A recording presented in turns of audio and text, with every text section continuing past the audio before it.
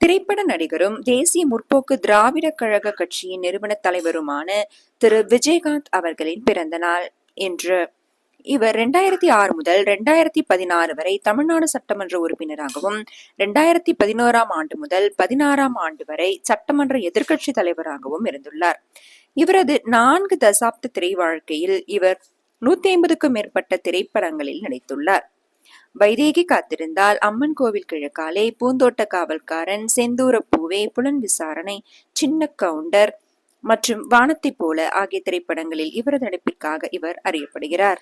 இவர் 2 பிலிம்பேர் விருதுகளையும் 3 தமிழக அரசு திரைப்பட விருதுகளையும் பெற்றுள்ளார். தமிழ்நாட்டின் குடிமக்களுக்கு வழங்கப்படும் மிக உயரிய விருதான கலைமாமணி விருது இவருக்கு 2001ஆம் ஆண்டு வழங்கப்பட்டது.